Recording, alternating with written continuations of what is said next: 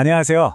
요즘 취업시장, 특히 사회에 첫 발을 내딛는 분들 사이에서 이런 공포 혹시 느껴보셨나요? 인공지능, 바로 이 AI가 우리의 첫 직장, 그 소중한 기회 자체를 송두리째 빼앗아갈지도 모른다는 두려운 말입니다. 오늘 이 시간에는요, 이 문제가 과연 그냥 뜬소문인지 아니면 정말 현실인지 데이터를 가지고 한번 제대로 파헤쳐 보겠습니다. 네, 방금 보신 이 헤드라인, 이게 그냥 괜한 걱정이 아니라는 겁니다. 지금부터 데이터와 전문가들의 목소리를 통해서 이 현상이 우리에게 뭘 말하고 있는지 함께 깊이 들여다보시죠. 자, 첫 번째 파트입니다. AI가 가져온 고용시장의 변화. 왜 과거의 기술 혁명과는 차원이 다르다고 하는 걸까요? 그 근본적인 차이점부터 확실하게 짚고 넘어가야 합니다.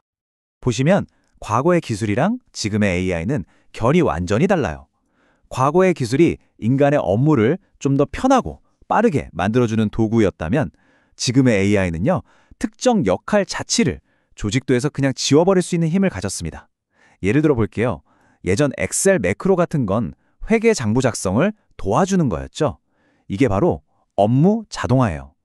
근데 지금의 AI는요, 자료 수집부터 분석, 보고서 작성까지 그냥 주니어 회계사가 하던 역할 자체를 통째로 삼켜버리는 겁니다.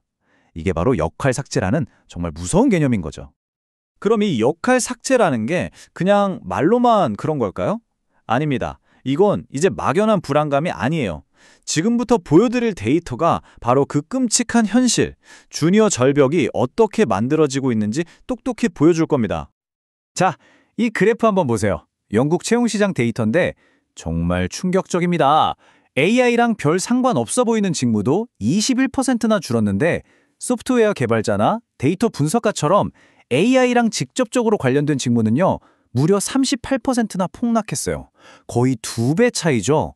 AI가 오히려 관련 일자리를 없애고 있다는 정말 아이러니한 상황인 겁니다. 마이너스 3분의 1. 이 숫자가 뭘 의미할까요? 챗 GPT가 나온 이후에 사회 초년생들이 경력을 쌓을 첫 발판이잖아요. 인턴십, 수습, 주니어 자리, 이런 공고들이 말 그대로 3분의 1이 징벌해버렸다는 뜻입니다. 우리가 올라가야 할 사다리의 첫 번째 칸이 그냥 부서져 내리고 있는 거예요. 이 현상은요, 세대 간의 명암을 극명하게 가르고 있습니다. 미국 기술직 시장을 한번 보세요.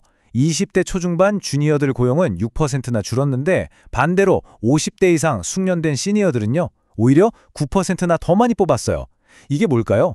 기업들이 이제 잠재력 보고 신입을 키우기보다는 당장 성과를 낼 수 있는 검증된 경력자만 찾는다는 거죠.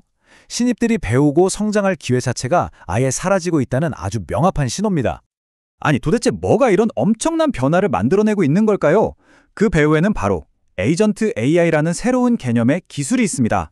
이 녀석은요, 우리가 알던 AI랑은 좀 달라요. 단순한 도구가 아니라 정말 직원 한 명처럼 일합니다.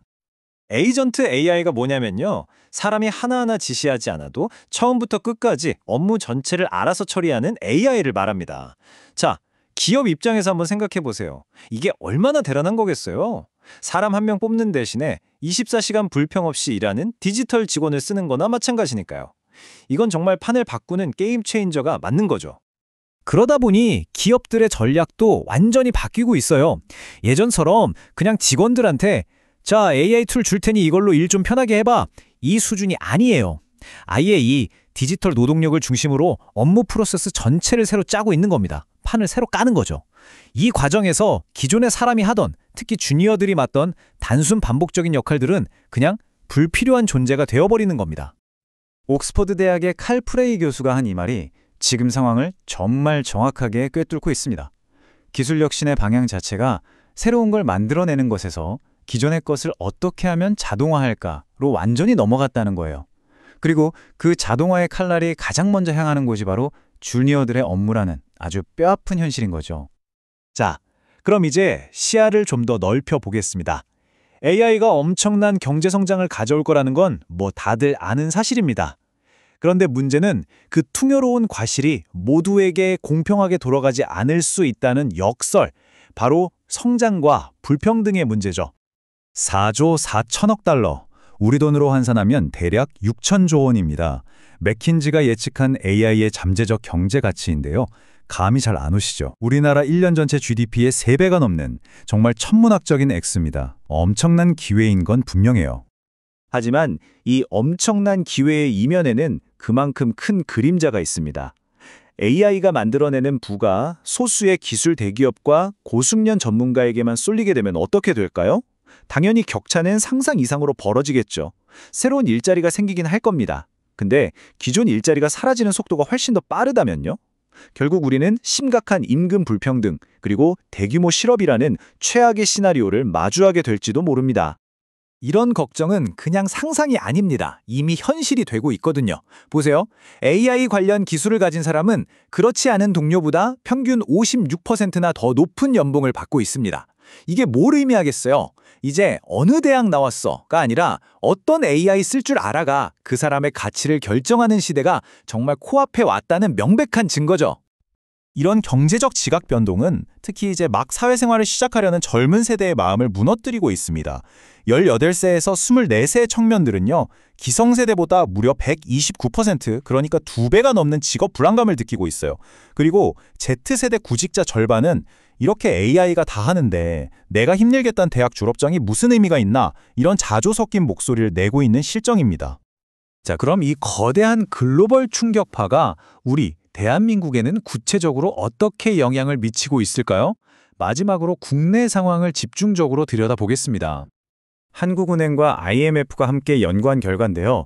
경고 수위가 아주 높습니다. 우리나라 전체 일자리의 절반 이상이 AI의 직접적인 영향을 받고요. 그중에서도 27%는 AI에 의해 대체될 가능성이 아주 높은 고위험군으로 분류됐습니다. 이걸 숫자로 바꾸면요, 무려 800만 개입니다. 800만 개. 거의 서울시 전체 인구와 맞먹는 수의 일자리가 사라질 위기에 처했다는 뜻입니다. 정말 심각하죠. 물론 긍정적인 측면도 있습니다. AI 덕분에 한국 경제가 크게 성장할 거라는 전망도 나오거든요. 생산성은 3.2%, GDP는 12.6%나 높아질 수 있다고요. 하지만 진짜 중요한 질문은 이겁니다. 그래서 그 성장으로 번 돈이 누구 주머니로 들어가는데? 전문가들은 한 목소리로 우려합니다. AI 기술에 엄청난 돈을 쏟아부을 수 있는 소수의 대기업이 그 이익을 독차지하고 대부분의 중소기업과 평범한 노동자들은 오히려 뒤처지면서 지금보다 훨씬 더 심각한 양극화가 올 수 있다는 거죠. 오늘의 이야기, 이 질문으로 마무리하고 싶습니다. 이제 막 사회에 나오려는 청년들이 딛고 올라설 첫 번째 사다리가 통째로 사라지고 있습니다. 이런 세상에서 우리가 말하는 커리어라는 건, 그리고 성장이라는 건 대체 어떤 의미를 갖게 될까요? 이건 단순히 남의 이야기가 아닙니다. 바로 우리 모두가 함께 답을 찾아야 할 아주 무거운 질문입니다.